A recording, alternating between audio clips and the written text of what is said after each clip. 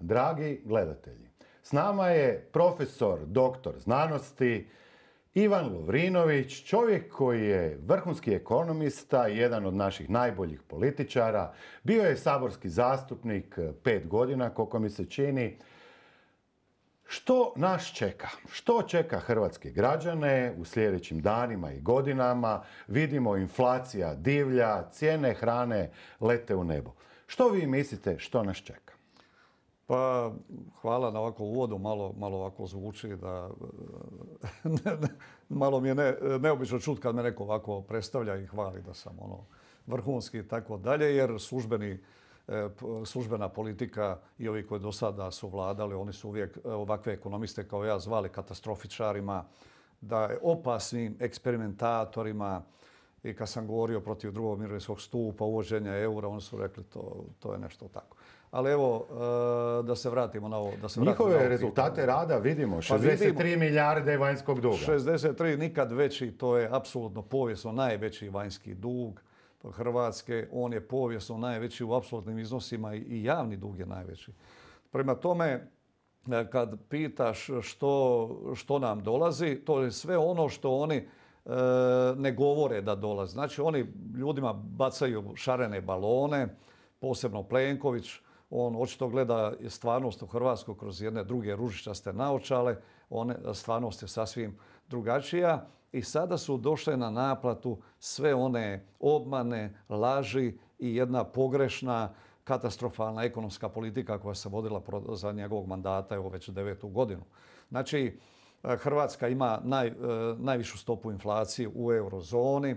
Mi imamo daljnji proces deindustrializacije. Evo vidite, u prošloj godini u Varaždinskoj županiji ugasilo se 18 proizvodnih pogona. Dakle, vidimo demografski padamo i dalje, ljudi se iseljavaju, postavlja se pitanje u 2022. 3. 4. prosjeku se iselilo preko 40.000 hrvatskih građana svake te godine. Ako je dobro, zašto ljudi odlaze? Dakle, krajnje je vrijeme da tim obmanama dođe kraj, međutim, oni drže medije, ljudi kao mi koji otkrivamo pravu pozadinu i pravo stanje stvari, nama je onemogućen pristup i to je to. Upravo tako. Mi možemo čuti svaki dan u medijima. Tih 63 milijarde eura, ne kuna, se u potpunosti banalizira. Plenković, njegovi ministri za koje prije nego što su oni postali ministri niko nikada u Hrvatskoj nije čuo. Brojni novinari, dio ekonomskih analitičara ističe, ali mi sad imamo nikad manji udio duga u PDV-u, samo 60%. Mi smo jedna od najrazvijenijih nacija, stope rasta Republike Hrvatske lete u nebo. Kako je moguće da imamo nikad veći dug, a udio u BDP-u je sada mali?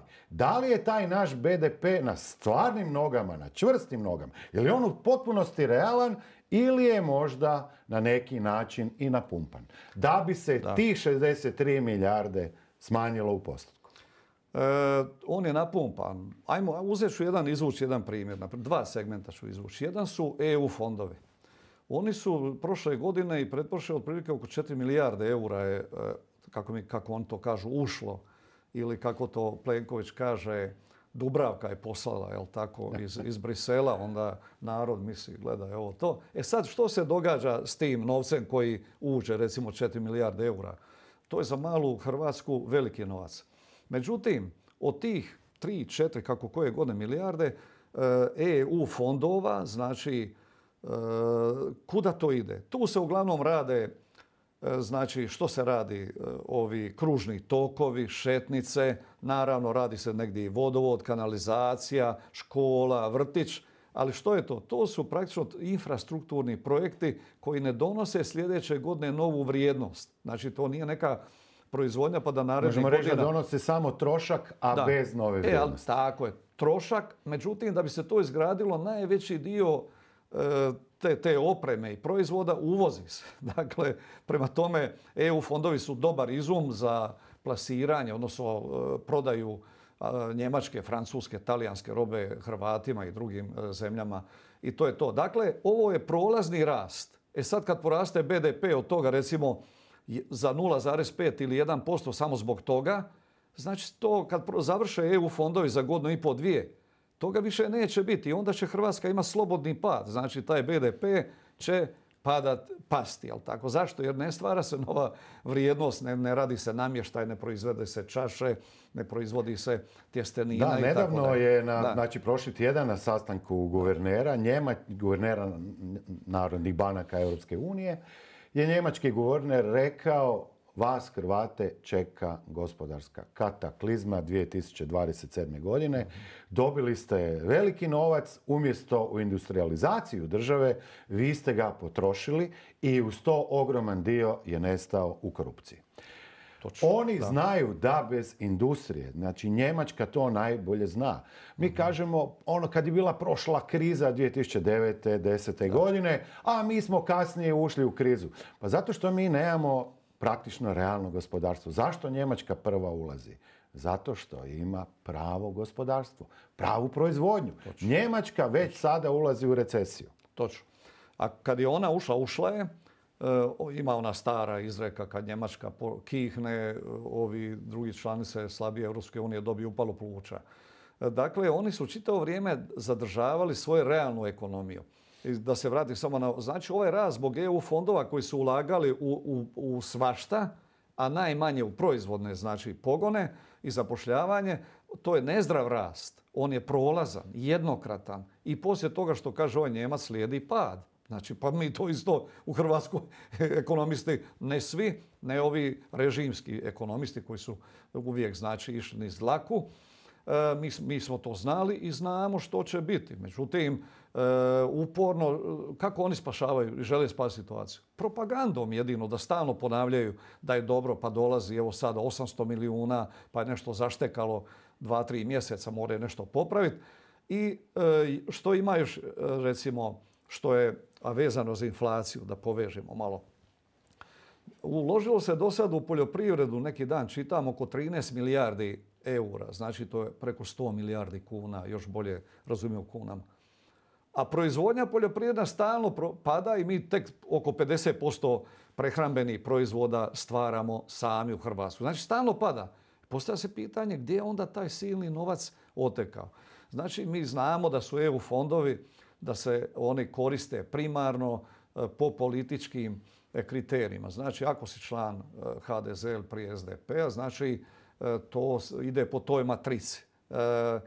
U tom smislu su EU fondovi umjesto novca i mehanizma koji povećava produktivnu moć Hrvatske i našeg gospodarstva postali podloga klijentelizma, korupcije i praktično koji vodi realno ekonomskom padu. Poljoprivreda je najbolji znak. Prije smo proizvodili 1 milijardu litara mlijeka, sad jedva 400 milijuna i mogli bi nabrajati svinja, jedva 50% i tako dalje. Ona je desetkovana. I sad kad pričamo nas dvojica o tome, ljude zanima, dakle, konkretno kako mi mislimo to, na primjer, u ovom segmentu riješiti. Gdje bi bila rješenja? Svi pričaju o inflaciji, žale se, nabacuju se i tako dalje. Ajmo uzeti samo poljoprivredu, jel? Bez toga se neće inflacija riješiti. Evo ti si isto čitao kao i ja da negdje oko 600 000 umirovljenika dobiva mirovinu nešto preko 500 eura. Pa ti ljudi sve potroše na plate režije, sve potroše na hranu.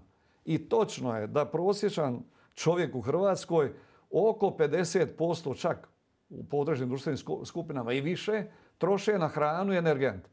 Pa onda ne trebaš biti ekonomist da bi shvatio da upravo ta dva segmenta su najvažnija za rješavanje inflacije. Sad postaje se pitanje pa kako? Na ovaj način kako to radi Plenkovićeva vlada on je nesposoban čovjek, dakle da ne govorim HNB koji je u stvari primarno zadužen za inflaciju, za što se kaže za smirivanje, obuzdavanje inflacije, on to ne može napraviti. Sad dajmo konkretno postaviti ovo pitanje. Znači, prva stvar je povećati znači ponudu poljoprivrednih proizvoda i to domaćih. Jer ako sam malo prije rekao i znamo da ako se uvozi 50% strane robe, pa onda oni nas mogu preko trgovačkih lanaca ucjenjivati kad hoće i koliko god hoće jer je naša ponuda slaba. Pa kako se to može napraviti? Za sljedeću sjetvu, pa već još uvijek nije kasno, treba ljudima ponuditi, zagarantirati otkup strateških proizvoda od žitarica, određenih vrsta mesa, ulja i tako dalje. I gdje se to, kako se to radi? To se zovu državne robne rezerve koje je čak poznavala Jugoslavija i rade sve pametne zemlje u svijetu. Što to znači zagarantiran otkup? Seljaku je najvažnije da ima zagarantirani otkup. Ali mi smo bili svjedoci kada je HDZ imao državne robne rezerve, kada u silosima gdje je trebalo biti žito, na vrhu silosa bili su daske i par tona žita, žita nije bilo. Nije ga niko zapalio, ali ga je netko ukrao. Tko ga je ukrao, mi ni dan danas ne znamo. To si u pravu, dakle što god oni taknu, od državnih rezervi pa do svega drugog, to nestaje ili ne znamo gdje je. Dakle, ja govorim o jednom sustavu gdje se stvari, ti si puno o tome govorio. Dakle, ali je jasno da bez rezervi ne možemo. Pa ne može, dakle, prvo treba tamo ljude koji će čuvati rezerve, znači, a onda, jer ne može nešto nestati, dakle, to je nemoguće. E sada, dakle, kad postoje te rezerve, recimo pšenice, svinjetine, suncokretovog ulja, i sljedeće godine, na primjer, prijeti rast cijena od 10%.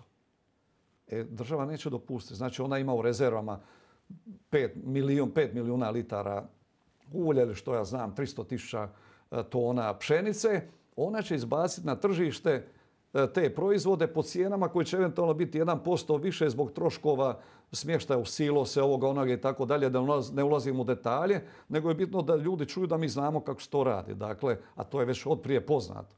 Samo treba to ponoviti. Znači, država u tom slučaju preko sustava robnih rezervi izbacuje pojedine proizvode i štiti građane od prevelikog porasta cijena. To krajnje jednostavno. A čime će ona danas štititi, recimo, porast cijena ulja, brašna ili pekars i tako da? Ona nema čime štititi jer ovo su uništili državne rezerve, pokrali, nemaju mehanizme. Seljacima oni određuju, pazi, oni seljacima određuju cijenu pšenice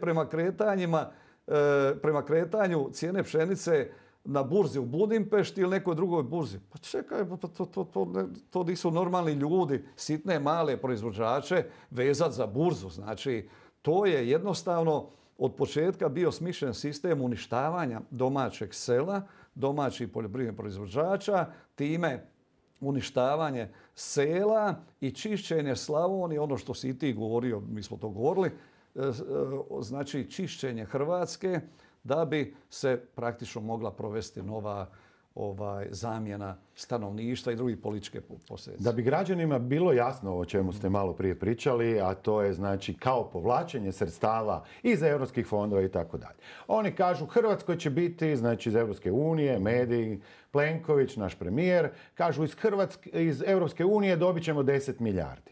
I sad svi smatraju mi smo dobili 10 milijardi. Da.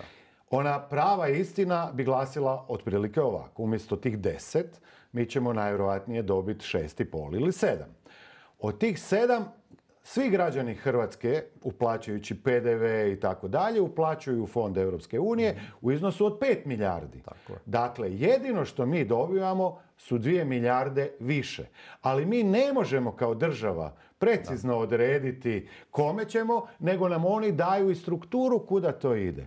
I što to u konačnici znači? Znači, HDZ naš novac pošalje u Europsku uniju, nazad ga uzme plus još jedno 20% i onda ga podijeli svojim gradonačelnicima, načelnicima za infrastrukturu, a mi nijednu jedinu tvornicu u 11 godina koja je proizvela išta nismo sagradili tim novcem.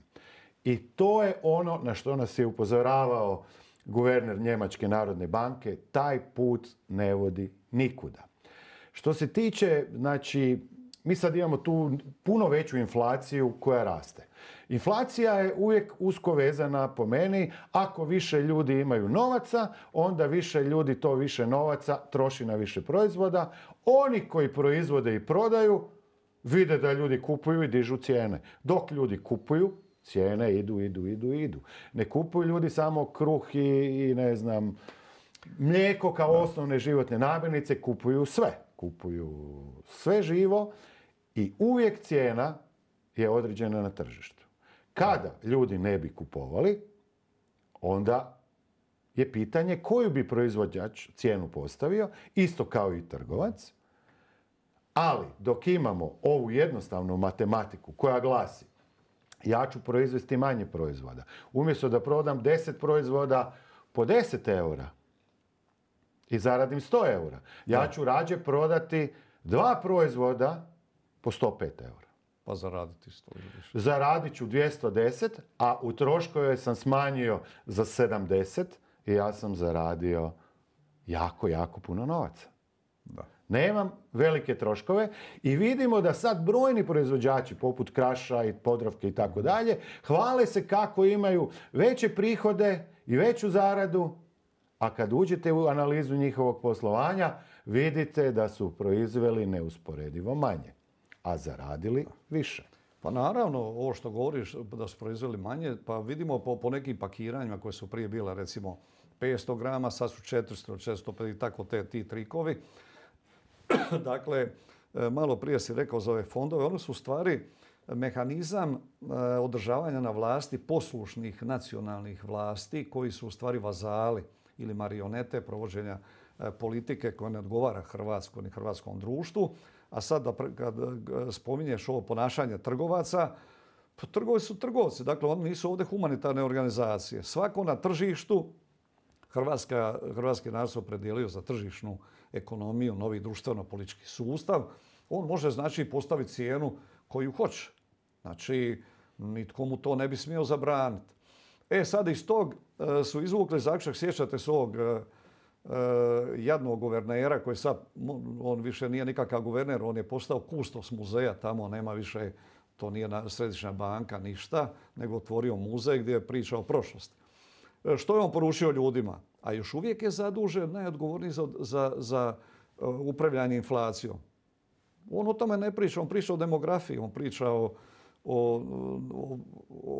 uvozu strane radne snage i tako dalje. On je praktično rekao onu famoznu rečenicu, ako vam je taj proizvod skup u jednoj trgovini, pređite preko ceste u drugu trgovinu pa ćete tamo. Znači, to je njihov način rješavanja inflacije. Dakle, kako se trgovci ponašaju? Oni će držati cijenu, kao što ti kažeš, sve dok to ide, jel? Sve dok se kupuje. A otkud taj izvor kupovne moći, što si malo prije pričao? Kao prvo, ljudima je nedovoljno poznato da više godišnje veći iznos dolazi od naših radnika iz inozemstva nego iz EU fondova. Rekao sam prošle godine da je najveći dotok bio EU fondova oko 4 milijarde, a dotok novca od doznake, se to zove, naših radnika i umirovljenika koji primaju iz inozemstva je oko 5 milijardi eura. Tim ljudima niko nikad nije odao neko priznanje, oni održavaju socijalni mir, oni u stvari vrše pritisak, taj dotok ogroman 5 milijardi eura za malu Hrvatsku je kao poplava da dođe. Znači ljudi kupuju, druga stvar je ta turistička inflacija ili jadranska inflacija koja također dođu ljudi koji imaju veću kupovnu moć, znači kupuju preko ljeta i tako dalje.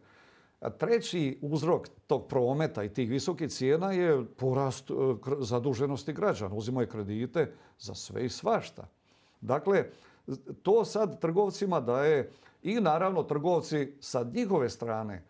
Njih vodi želja za profitom, pohlepa i vodi.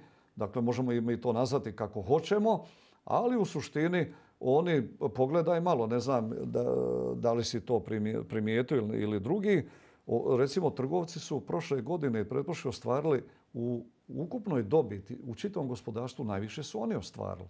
Naravno, tu dobit sad poveća inflacija, kako inflacija diže cijene proizvoda koje oni artikale prodaju, naravno raste njihova dobit. Država odlično prolazi, što je veća inflacija, Ministarstvo financija trlja bradu, jer njima rastu prihode i tako dalje. Ali nastradavaju, ko nastradava?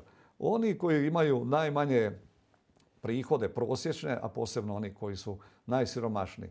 I evo sad, ovi ne znaju kako bi riješili, vlada, znači ona pere ruke kao ovaj ministar, on bi mogao biti neki stand-up komičar, on poziva ljude da kuvaju kruh, tako on kaže, i kifle. Guverner kaže kupujte na drugim mjestima, šetajte, oni dakle nemaju. I što sada? Ja mislim da su oni ovaj bojkot trgovina da je u stvari da su oni pokrenuli. Znači, stalno su već od početka pravili, sjećaš se onog prvog ministra s mog fakulteta kojeg su uništili, mladog čovjeka, ono na kraju ga nogirali. I oni su napravili popis onih 20-30 proizvoda, to se ne smije. Sada, dakle, nije išlo. Sada oni žele narod okrenuti, dakle, građane protiv trgovaca, da oni obave u stvari taj posao, a da ovo što prave mjere, dakle, jedan od uzroka rasta inflacije sigurno pohlepa trgovaca, dakle, nemamo šta pričati. Međutim, da li se radi o pohlepi trgovaca ili proizvođača? I jednih i drugih. Apsolutno. I jednih i drugih. Znači, cijelo zadnjih nekoliko dana od kad je pokrenuta građanska inicijativa ili njihova inicijativa, kao što ste rekli, što je vrlo zanimljiva teza. Znači, imamo da se govori ne idemo sutra u petak u trgovine, nemojmo kupovati ništa, pošaljimo poruku. Da. Trgovcima. Kojem omjeru se radi o porastu cijena? Da li više su podigli cijene sami proizvođači tih proizvoda ili se radi isključivo o porastu trgovačkih marži? Mi u ovom trenutku nemamo prave analize.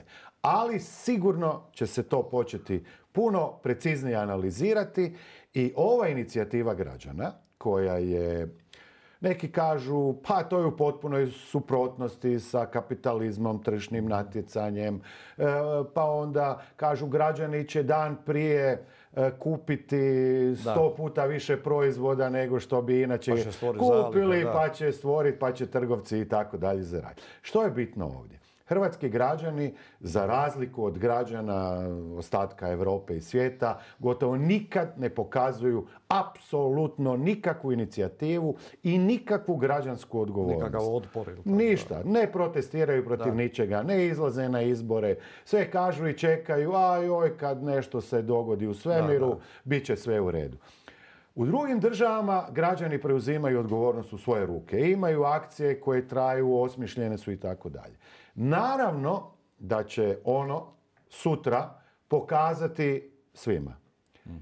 I proizvođačima, i trgovcima da je dosta. Mnogi ekonomski analitičari kažu joj, kada bi se manji bio PDV i trgovci bili bi niže cijene. Kada je PDV na kruh bio, ne znam, ili mlijeko 25%, kruh je koštao 60 centi. Sada kruh normalno košta 2,5 eura, a PDV je više nego duplo manji. Tako, da. Znači, odnos PDV-a i cijene proizvodne nikada nije bio u apsolutno nikakvoj korelaciji. Zato što za onog koji je poduzetnik, za njega je PDV takozvana prolazna stavka. Koliko potroši, na proizvodima kupi, to se prekriži i iznos je 0. Da. Kada snižavate maloprodajni PDV, iste sekunde možete očekivati najmanje identičnu cijenu. Jer će marža prvenstveno prvo trgovca, a onda nakon toga i proizvođača i to se tako vrti. A tu se potpuno pravo Visina PDV-a ne može utjecati. Pogotovo ne može utjecati na vanjskom tržištu. Zato što kada mi poslujemo, što znaju svi kada kupe nešto na internetu, pa vide jednu cijenu ako je dućan u Njemačkoj ili Irskoj, da je druga cijena i onda dođe dostava u Hrvatsku druga. Znači, taj PDV, kada mi izvozimo, je potpuno ne postoji i neutralan je. Tako je. Jer se plaća po stopi ove druge države. Točno. Znači, zaboravite, dragi moji građani, njihove floskule da će smanjenjem PDV-a i za 1 cent pasti. Neće. Možete samo povećati. Sjećaš se, oprosti da sad da malo upadnem, sjećaš se, tad sam bio u Saboru, ti si bio u EU parlamentu, tad je Zdravko Marić bio ministar. Pa ja sam mu tamo bezbroj puta govorio, sjećaš se onih njegovih 100 krugova porezne reforme, mislim, to više niko ne zna koliko je krugova bilo. A mi smo u stvari došli u 9. krug, onaj Danteov, jel? Dalje ne treba ići. Što je on? Ja kažem, pa to je potpuno bez veze. Pa zna se već od prije da upravo što si ti rekao da smanjenje PDV-a neće spustiti cijene, maloprodajnu cijenu, nego će da pače nakon nekog vremena, mjesec, dva, ona još više otići. I sad pojeo vuk magare, niko ne pita za odgovornost tih ljudi. Znači, jednostavno pucanj, promašen i to je čista katastrofa.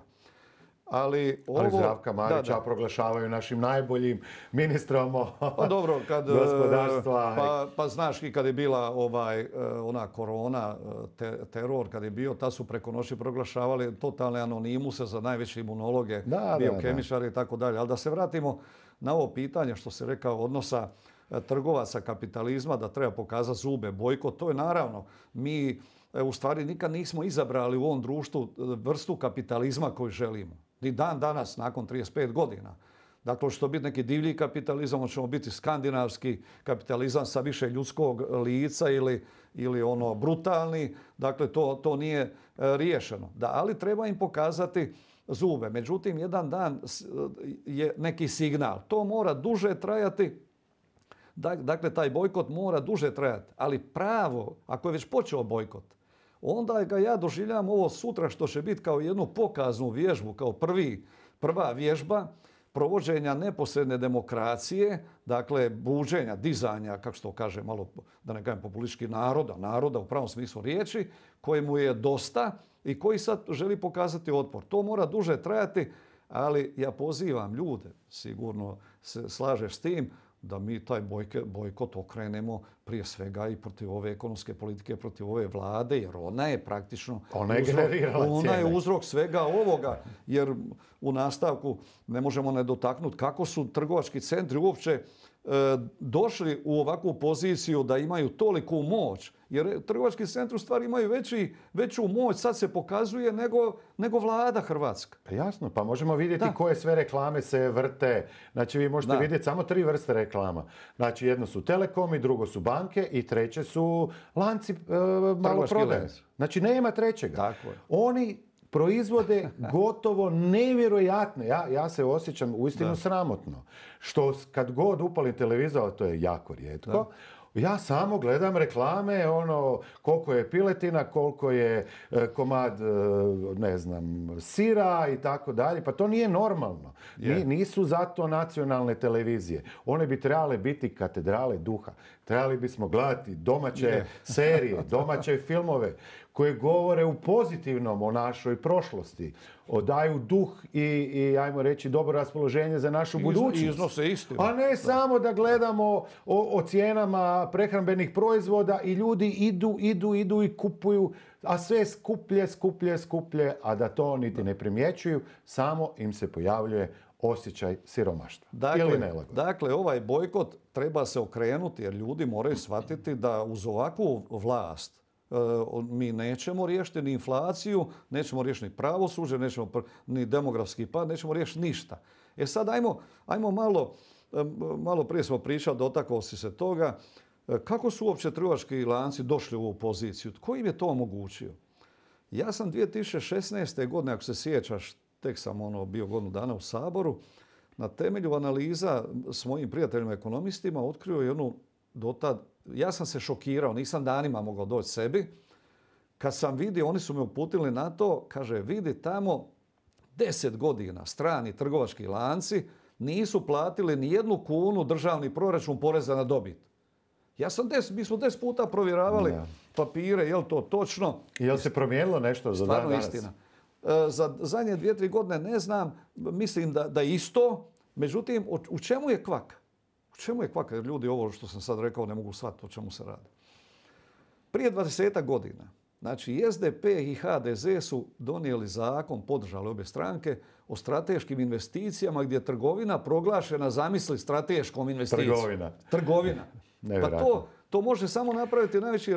To može biti rafinerija, to mogu biti poljoprivredna proizvodnja, to može biti nešto drugo, a ne može biti trgovina. Ali trgovina, zašto? Pa znači tu se vidi da su to razbojnički čin bio, znači doslovno izdaj, prevare. Dakle, da uđeš... Šta to konkretno znači da su ih proglasili strateškim interesom? To znači otprilike ovako, tamo je bilo, sad sam malo zaboravio te konkretne, ako zaposle toliko, to je mali broj radnika, ostvare neki prihod, recimo preko 1 milijun današnjih eura, i otvore neki pogon, onda znači dobit koju ostvare, a oni su uložili to, onda im se umanjuje za ono što su uložili. I prema tome ispada da svake godine oni u stvari ostvaruju dobit. Međutim, pogledajte bilo koji trgovački lanac od Lidla, od Kauflanda, pa dalje Špara, govorimo strani koji sve više preuzimaju tržište, oni praktično svake godine to je niz novih prodajnih trgovačkih centara diljem Hrvatske. A što se događa? Oni svake godine investiraju dobit u izgradnju tih trgovačkih centara i ono što ostvare kao dobit, oni veća su im ulaganja od dobiti, oni ispada da svake godine posluju s gubitkom. I onda se ja postavio pitanje, pa ljudi, je li vama normalno da postoje već 20 godina, posluju s gubitkom, ne uplaćuju ništa poreza na dobit, da ljudi shvate na kraju, da ne zaboravim reći, pa mi, porezni obveznici, u stvari svaki trgovački centar novi u Hrvatskoj, koji strani centri trgovački osnuju, pokrenu, pa mi to financiramo, čovječ. Pa to je ludilo. A za to mi financiramo da nam cijene budu duplo više ili 50% više nego njihovim matičnim državama. Sad ja tebe pitam... Gdje oni plaćaju i porez na dobit i sve. Sad ja tebe pitam, je li, znači, i sad sutra šalješ ljude, naravno, nek bojkotiraju, ja to podržavam, ali samo ako će to trajati i ići prema... Ali trebamo se pitati ko je njima omogućio da zauzmu takav položaj, to je vlada. I sadašnja i one bivše. U svakoj vladi. Tamo je ključno mjesto koje moramo, znači jednostavno treba ovu vladu, ona mora pasti, moraju odgovarati oni prije, jer oni su od Hrvatske učinili dućan za multinacionalne kompanije, pretvorili su nas u police gdje će oni prodavati svašta. Većinom je to, što se tiče prehrane, vrlo problematično, vidimo po rastu oboljelih. Dakle, moramo resetirati, si o tome čvrsto i žestoko govorio sa jakim argumentima i u Briselu i ovdje. Dakle, ljudi još nisu, ja mislim sad da kada im sve više krulji želudac da počinju konačno se pokretati, jer naš se narod teško pokreće. Može ga samo pokrenuti da ga neko čizmom dobro prisne na šiju ili da u želucu fali hrane. I neće, znači, taj proces prema trgovačkim centrima, trgovački centri strani, ne mogu ovo da ne kažem. Pazite, oni se igraju ovdje konkurencije. Nema ovdje, ovo je kartel, ovo je oligopol trgovačkih centara. Pri čemu, ne mogu da ne kažem ovaj strani primjer, znači i Lidl i Kaufland su u stvari 90% ljudi u Hrvatskoj ne znaju da su to dva trgovačka lanca koji pripadaju istom vlasniku, to je Schwarz grupa iz Njemačke. Znači oni se ovdje igraju po dva imena kao razigravaju tržište, a Agencija za zaštitu tržišnog natjecanja ona ništa ne radi, a s druge strane 90% bankarstva drže također stranci i mi kažemo lijepa naša Hrvatska, evo imamo državu, republiku, nama su dakle uzeli dva krvotoka i zemlja koja izgubi ova dva segmenta, trgovinu i bankarstvo, tu vlada ne može ništa napraviti. Znači mi imamo školjku u kojoj je samo ljuštura, nema unutra ništa. Mi imamo, znači, u svakoj vladi točno se zna osoba koja je odgovorna da bi neko stekao neku prednost. Da. Znači, mi smo, Sanader je dao prednost, je li zakonito nekom prepustiti pravo upravljanja? Pa naravno da je. I on ga je prepustio MOL-u.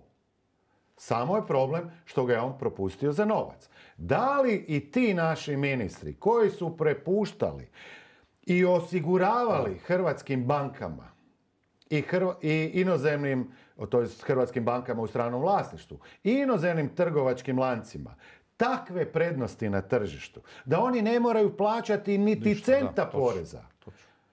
Kolika je vjerojatnost da oni to nisu učinili po istom principu kao što je to i učinio Sanader? Uvijek postoji točno određena osoba koja je nešto potpisala, koja je nešto dogovorila. Za sada u Hrvatskoj je odgovarao jedino Sanader. Ja vjerujem da će uskoro to biti stvar prošlosti i da će mnogi koji su činili iste stvari kao i on, uništavajući hrvatsku supstancu, završiti u zatvorima Republike Hrvatske. Što se još često govori onako u javnosti, ali ne naravno i na našim javnim medijima. Zašto ne na našim javnim medijima? Pa prvenstveno zato što većinu tih reklama i na nacionalnim televizijama i na tiskanim izdanjima su reklame za cijene prehrambenih proizvoda. Znači oni financiraju te televizije i zbog toga ovakvi razgovori ne mogu se voditi na trenutnim nacionalnim televizijama.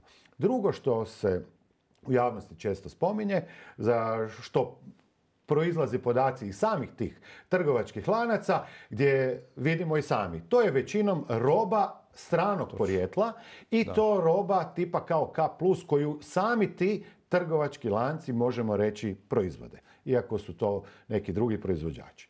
Oni tu robu, hrvatski njihov dućan, uzima po neusporedivo većoj cijeni nego što ju uzima isti taj njihov dućan u Njemačkoj ili Austriji.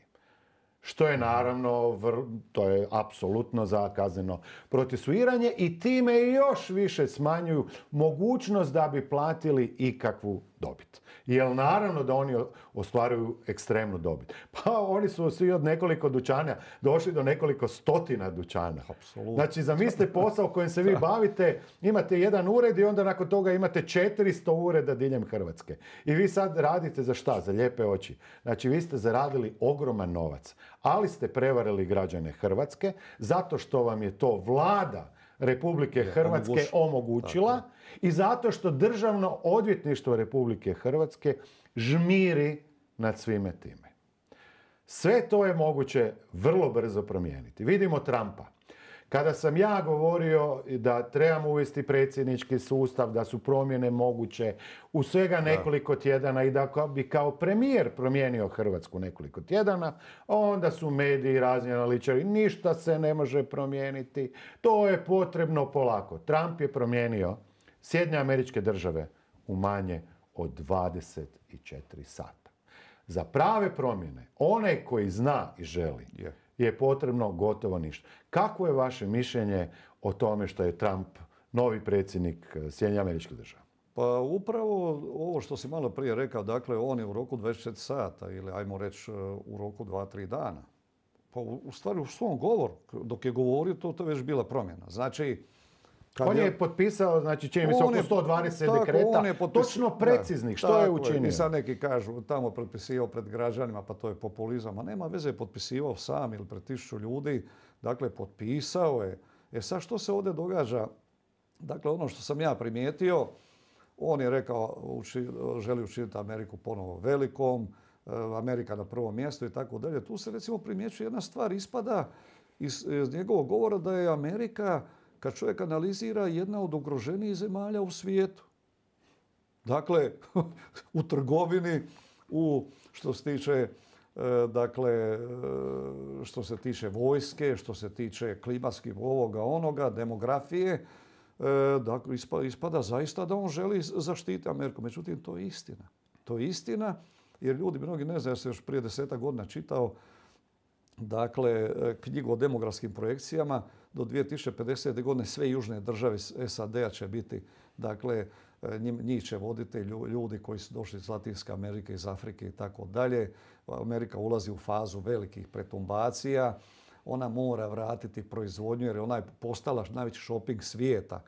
I njoj je odgovarala globalizacija u prvom poluvremenu. Znači dok je jeftino proizvodila u Kini, ovome, onome i tako dalje. Međutim, sad kad su Kinezi tehnološki se digli i tako, sad to više nije to i zaista Amerika postala ugrožena. I sad on praktično radi jedan novi savez, odnosno jednu novu politiku sa ljudima koji su zvijezde tog američkog kapitalizma, najmoćniji ljudi, da nešto naprave, da okrenu, ajmo tako reći, kotač gospodarstva u ovom smjeru, a s druge strane da i društvo usmjeri, da sustav vrijednosti promijeni od eliminiranja rodne ideologije, pa još puno toga što je on rekao, pitanja znači imigranata, ovoga, onoga. On jednostavno želi urediti SAD, tako, svoju kuću, ogromnu kuću, i u tom smislu poslao je poruku. I što je sad zanimljivo, recimo? Sad je zanimljivo kako će se to, mi to vidimo, ali postavlja se pitanje kako će se to odraziti na Europsku uniju i na Hrvatsku. Manje nas zanima što će biti prema Kini. On sad uvodi i carine. Znači, Europskoj uniji za robu iz Europske unije, Kine, idu carine.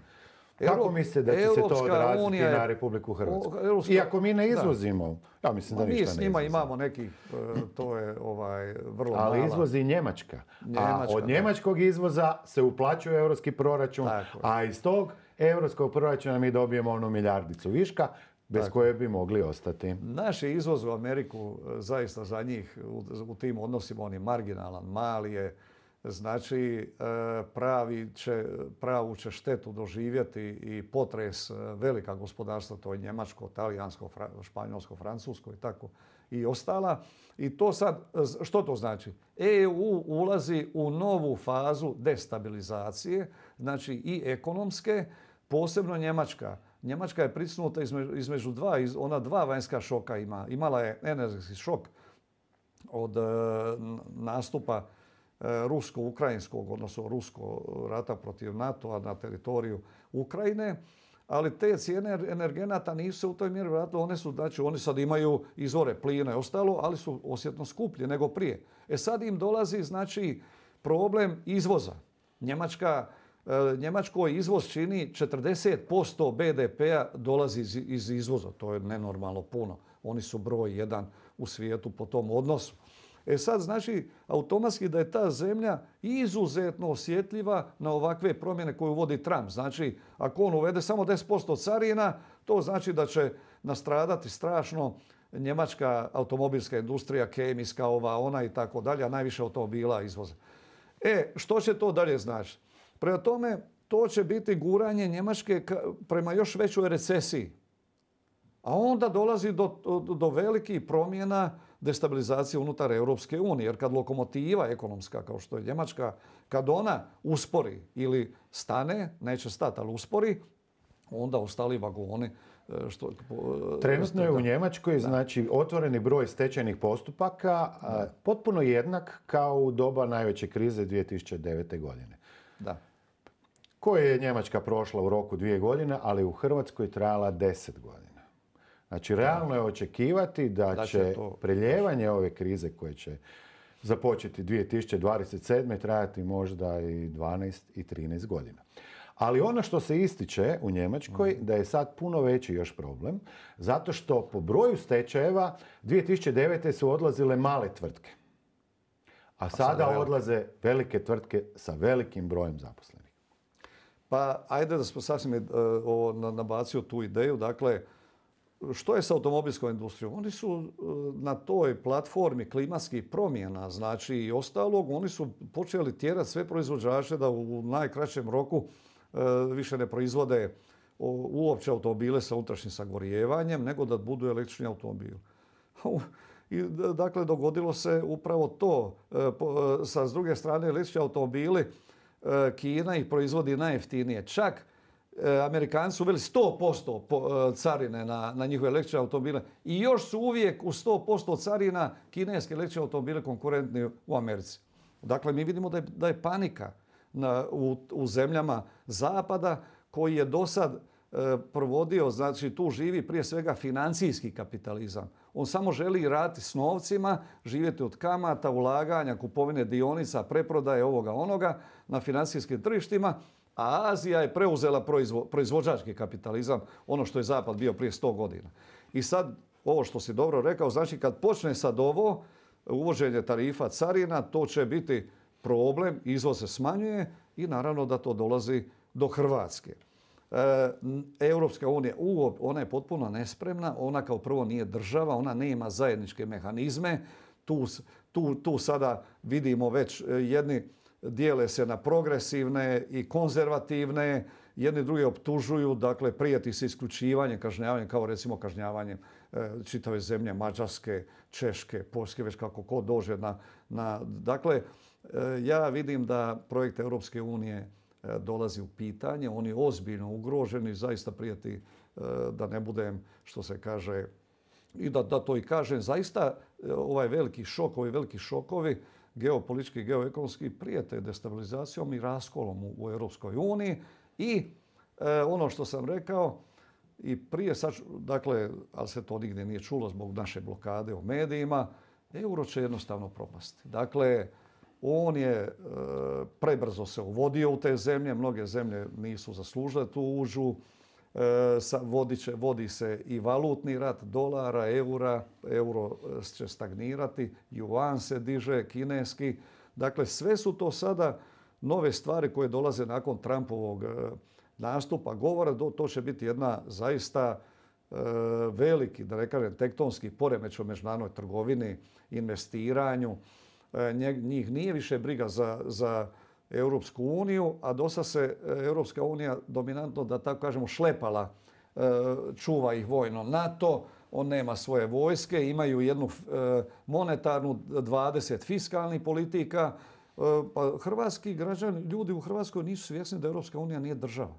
Mislim, ja sam šokiran time. To je jednostavno čardak ni na nebu ni na zemlji. Ona je nedovršeni projekt sa puno, ti to još bolje... Ona je bila, znači, samo ekonomska poveznica između država i ništa više. Kao neka komisijica. Tako je. Ali ona sada, nažalost, prelazi sve više i više svakim danom u federativnu državu, poput Sovjetskog saveza, i mnogi naši građani, nažalost, misle da će im ponovno biti dobro u jednoj federativnoj, jer ovi naši su sve gdje će mala skupina ljudi upravljati svime.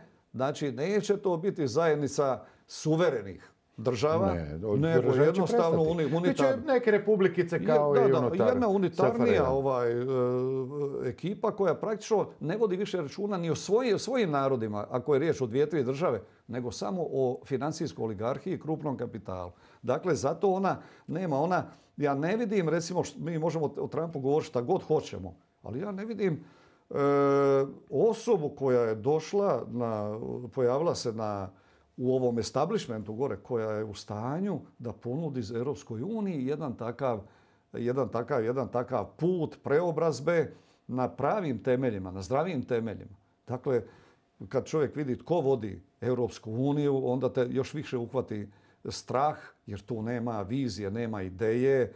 Dakle, neko iza i sa strane. Pa ideja je zadužiti sve države. Oni su uspjeli, znači, kad je bila korona kriza, to je trebao biti ogromni slom gospodarstva, koji se i dogodio, samo je odgođen. Na koji način je odgođen? Oni su zamislili projekt koji su savršeno nazvali, onako tako lijepo zvuči, Next Generation EU, znači Europska unija sljedeće generacije. I u njom će biti 1800 milijardi koje će se kao podijeliti državama. Wow, svi kažu super, građani super, evo 1800 milijardi. Otkud 1800 milijardi? Sve države članice Europske unije zadužile su se kod privatnih banaka. Kod privatnih banaka za 1800 milijardi eura. Još uvijek to nije do kraja dovršeno, ne znam koje je sad trenutno stanje, jesmo li došli do nekih 700 milijardi novog zaduženja. Znači, osmišljeno je da se apsolutno sve države članice Europske unije jako zaduže. A i sama ta nova federativna država, znači, Europska unija je, nazovimo ju, glavnim dužnikom. A solidarni dužnici za cijeli taj dug su sve države članice. A jamci placi su svi građani svih država Europske unije. Ništa od ovog što se događa kada gledamo te skupocjene automobile kojih ima puno više, ljudi koji imaju po 50-ak apartmana, svi mi ćemo morati to platiti privatnim bankama koje su dale novac u europski proračun, a onda je on podijeljen nacionalnim državama, a nacionalne države poput Hrvatske i još nekih su ga sprčkale i od toga nema ništa. Nije jednako ako vi imate visok dug kao Japan ili Sjedinjene Američke Države i proizvodite sve da ostane, da cijeli svijet nestane i stane. Onda to nije problem, da. Vi živite i dalje, proizvodite apsolutno sve i samostalno. Ali kad spomenuo banke, ne mogu ovdje da u naš razgovor ne spomenem, pa nitko ne spominje, vidiš sad ovo. Prošle 2023. 2024. godine HNB je platio bankama milijardu eura, samo zbog toga što su banke kod njega držale na računu svoj novac, i naš novac, i da nisu odobravale kredite koliko su mogle. I zato ih je HNB nagradio sa milijardu, jer ove godine Znači, će platiti još 500. To je nevjerojatno. Sad, znači, u kontekstu ja držim novac u banci, Hrvatski bank. Imam ga dosta. Tebi su dali 0,15. 0,01, a oni moj taj novac plasiraju građanima, uzmu im 6 do 7% i još im Narodna banka na moj novac da. Zašto ja ne bi imao pravo odnijeti u Narodnu banku svoj novac i od Narodne banke dobiti 4%? Ili od države na ovo što se nešto počne. Ali samo da još ovo je tema. Sad ako mi ovi milijardu kažemo, pa čekaj malo, nije li se ona mogao taj novac kanalizirati jer je postao drugi instrument. Znači ovo su obveznice, ja ne želim čekati vrijednosni papiri. Ja želim imati novac u banci, sutra mi ga dajte. Razumijem. To je drugo. Ovo je važna stvar. Recimo, postao je drugi alternativni instrument monetarne politike kojima se moglo isti učinak prema inflaciji postići uz 0% i 0 eura. Tih milijardu eura moglo se kanalizirati u državni proračun, a onda u sve ono što u zdravstvo, u školstvo, pa u zaštitu potrošača, recimo ovima kojima inflacija koji ih ubija, recimo da je 200 milijuna pokri, pa znaš, pa onda ljudi ne bi bilo, onda bi se strahovito puno. Međutim, gdje je svijest našeg naroda? Oni su ih sad usmjerili tamo, banke, niko ne pita zašto su dobili milijardu, niko ne pita HNB zašto je dao milijardu, a ta milijarda je morala doći u državni proračun. Pa to su nenormalne stvari, nevjerojatne. I tu treba, dakle, taj bojkot treba okrenuti prema HNB-u, prema Narodnoj banci. A trgovački centri su samo posljedica njihove politike jer su im dopustili da se oni nenormalno dobiju moć. Oni su, ja sam malo prije rekao na početku razgovora, da su trgovački samo jedan moćniji od vlade može napraviti dar mar. Dakle, i sad u ovom kontekstu, jer danas razgovaramo o inflaciji dominantno, mi u stvari imamo strukturnu inflaciju. Što je strukturna inflacija, da ljudi bolje razumiju? Objašnjavao sam na primjer poljoprivrede. Znači, nemaš zagarantiran otkup prema seljacima, nema državni rezervi, ne možeš utjecati na cijene. Trgovački lanci su ti dominantni u stranom vlasništvu, znači pokidao si tu logičnu vezu između proizvodnje hrane i distribucije prodaje. To se zovu strukturni problemi, znači neravnoteže, neusklađenosti koje onda ne možeš dalje dovoditi. Nadalje, što se još događa? Naše tržište radne snage je ruinirano. Što se događa? Ljudi neće raditi za 1000 eura, 1200, odlaze, već su davno otišli majstori, najbolji električari, vodoinstalateri, keramičari, ovi oni. A ja mislim da ne mogu nigdje bolje zaraditi nego u Hrvatskoj. Ali taj rast njihovih plaća uslijeduje kako su ovi odlazi. Prema tome mi imamo nenormalan porast cijena usluga. On je nevjerojatan. Znači o tome, on je eksplodirao. I to je jedan od izvora inflacije. Prema tome, ovaj mehanizam je, o kojem smo razgovarali, koji sam govorio, on je proizveo sve ovo. Znači, nikad inflacija nema jedan uzrok, ona ima njih puno. Mi smo danas se dotakli njih barem 10-ak, 15-ak, ali ovo su znači najvažniji i prema tome pokidana je veze u gospodarstvu između proizvodnje, trgovine, potrošnje, kreditiranja. Znači, jedan totalno destruiran sustav koji treba ugledati. I zato da se, kad se spominjao Trumpa, pa ovdje isto neka vrsta, neki čovjek poput Trumpa mora doći, udari šakom u stol i reći, slušaj, pa ovo je kuća raskopana, ovo je društvo, što se kaže, koje je potpuno degradirano, to se mora dovesti. Ali šta je najvažnije ljudima poslati poruku? Ljudima, mislim, kad slušaju teške rasprave, onda su oni obeshrabreni. Ti pokazuješ još uvijek da kako se boriti protiv korupcije, kako urediti pravosudni sustav, kako ovo, kako ono. Znači ima nas u ekonomiji koji nema puno, koji znamo i zna se što treba napraviti. Ali takvi ljudi su jednostavno nepoželjni. Oni su proglašeni maltene neprijateljima ovog sustava. Jel? Da, javno mnijenje se stvara najviše mainstream medijima, znači klasičnim oblicima. Ja sam mislio do prije nekog vremena da je moguće i koristiti društvene mreže, što je i bila istina. Znači, jedan Facebook ili jedan Instagram uistinu su se mogli koristiti za iznošenje različitih ideja. Ljudi su ih prihvatili, međutim, sa promjenama načina njihovog poslovanja, gdje oni sad više, vi možete imati 100.000 pratitelja, oni neće prikazati vašu objavu apsolutno nikome, oni su u potpunosti ispali iz igre i tako da političari i intelektualci koji ne odgovaraju vladajućim strukturama su u biti uopće prestali biti dostupni i građanima. Možemo to tako reći. Međutim, svjetlo na kraju tunela je. Upravo se događa u ovom trenutku.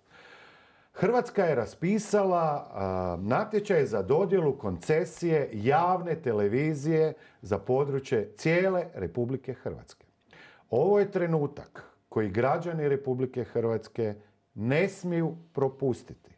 Trenutno stanje u medijima je svima poznato. HRT je praktični stranačka televizija Hrvatske demokratske zajednice. Ostale televizije, niti znamo u čijem su vlasništvu i tako dalje, promovirali su sve ono što je suprotno hrvatskoj tradiciji. Sada se jedna izuzetno jaka iskusna ekipa hrvatskih novinara, iza koje stoji čisti hrvatski kapital, će se prijaviti na natječaj za dodjelu koncesije. Da napokon imamo televiziju koja će promovirati, koja će imati serije Grička vještica, Zlatarevo zlato, koji ćemo ponovno moći gledati hrvatski orijentirane filmove u kojima se poštuje naša povijest, u kojima se promoviraju ispravne vrijednosti. Znači, jedna televizija koja će imati izrazito jaki program vijesti u kojoj će se u svakom pitanju moći sučeliti i oni na vlasti i oni koji imaju uistinu drugačije mišljenje, a ne da se kao oponenti prijavljuju njihovi istomišljenici.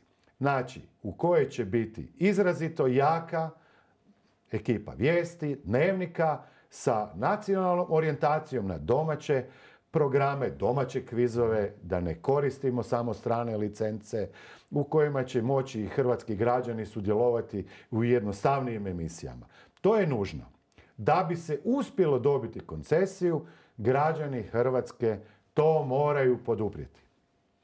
Jer ako će šutjeti, naravno da Plenković koji odlučuje i o tome će to ponovno dati nekoj kompaniji iza koje će biti ili hrvatska mafija, koja je jako uključena u hrvatske medije, ili neki stranci za koje mi nikad ne znamo. Evo, N1, Nova TV. Je li to u srpskom vlasništvu, američkom, je li to zajednička kombinacija?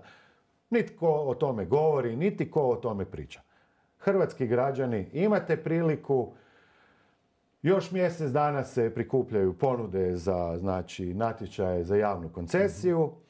Saznaćete na vrijeme tko stoji iza tih projekata, koje su točno programske šeme i sve, i ja vas pozivam da vi to podržite. To dobro zvuči, da konačno dođe do situacije, jer dosta nam je ovih policajaca duha, ovih fact-checkera, ljudi koji doslovno gaze demokraciju, koji ljude od formata i svojih područja marginaliziraju, i to je jedna tortura koju nismo čak ni u onih 10 godina Jugoslavije vidjeli u tom. Sad je vrijeme da se to baš kaže.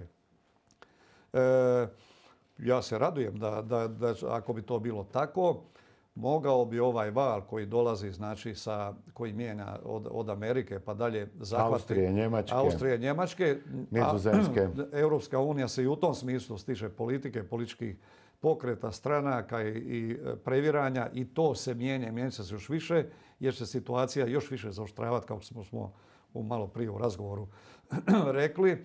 I nadam se da će ovi pritisci, ali još bi se osvrnuo samo možda pri kraju, ne znam koliko još nam je ostalo. Evo, imamo još 2 minute. Ovaj bojkot, hrvatski ljudi, građani moraju trenirati taj društveni angažman, politički aktivizam, društveni aktivizam. Još jedna stvar koja je još jača od bojkota. U stvari, bojkot je dio nečega što bi mogli nazvati općim građanskim neposluhom. Što bi to značilo? Opći građanski neposluh znači da Ljudi ne idu iz kuće nikud. Oni ne moraju po hladnoći izlaziti vani ili dolaziti iz Splita u Zagreb ili Osijeka da bi ovdje prosvjedovali, pisati, praviti transparente. Oni sjede kod kuće, ali ne idu raditi, djeca ne idu u vrtić, ne idu u škole, studenti ne idu, znači niko ništa ne radi. Nakon 7 dana, 15 dana nema te vlade koja ne može pasti. U zadatak tu, kad si govorio o tome... Ali vlada se mijenja na izborima. Građani su imali 3 izbora za redom u kojima su mogli promijeniti Hrvatsku, mogli su okrenuti smjer. Znači, tamo neće promijeniti ako ne jedu i ne piju i ne Ja bih dodao samo ovo, da onaj dio koji se nije angažirao, ovaj nas u ovom slučaju, on nam je poznat i ne zanima, nego ovaj koji je sjedio, mislio, ajde, neću. Pa to je mogao učiniti na izborima, ne mora sada. Neće. Znači, u tom malo je ružno reći, ali još gora inflacija bi mogla te ljude osvijestiti. Ali sada nam predstoje lokalni izbori. Na lokalnim izborima... Evo prilike, da. Evo prilike, dragi građani, imate priliku. Da, evo prilike u njihovom mjestu, u njihovom selu, u njihovom gradu, veće, manjem, da okrene se to. Pa ja ne mogu vjerovati da ljudi sve teže žive, da razvlače od prvog do prvog i još uvijek da bi podržali članove, predstavnike i liste onih stranaka koji su uništavali Hrvatsku. To je patologija. A naše društvo je, nažalost, patologija uzela tu maha. Ljudi se moramo se svi još više osvijesti, pokrenuti, jer inače će ovo sve propast. Mislim, nema tu. Optimist sam, a i koliko se znamo, obojica smo.